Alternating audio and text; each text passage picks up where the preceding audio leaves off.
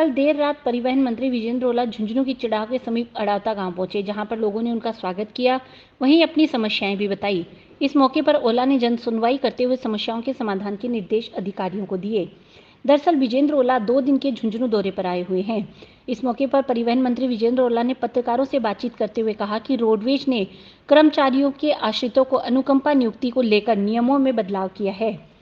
अब रोडवेज कर्मचारियों की विवाहित पुत्रियों को भी अनुकंपात्मक नौकरियां मिलेगी। विभाग द्वारा जल्दी प्रवेश में आश्रित 35 महिलाओं को नियुक्ति दी जाएगी। उन्होंने बताया कि कोरोना के चलते परिवहन व्यवस्था में भी जो बाधा उत्पन्न हुई थी, जो बस सेवा प्रभावित थी, उसे फिर से पटरी पर लाने के प्रयास किए जा रहे हैं।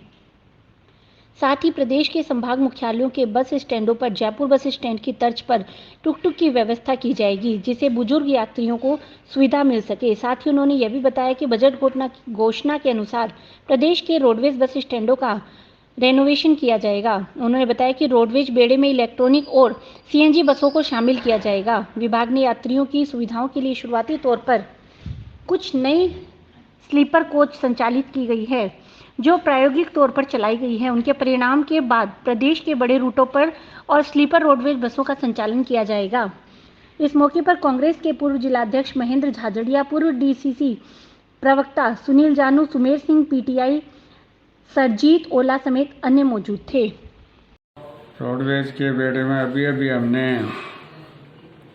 कर्मचारियों के लिए बहुत बड़ी मंजूरी दी है।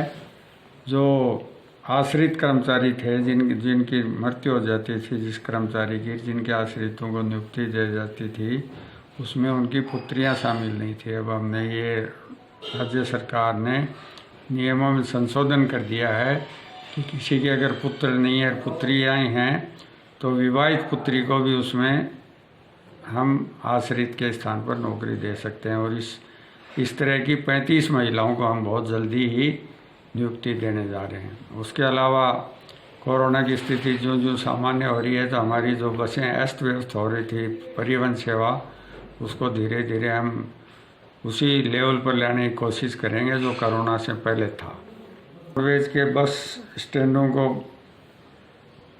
अपग्रेड करने के लिए बजट में हुई है घोषणा, उस पर हम अप्रैल के बाद से कार्रवाई करेंगे। उसके अलावा इलेक्ट्रिक वाहन रोडवेज के बेड़े में शामिल करने के लिए भी हम कदम उठाएंगे।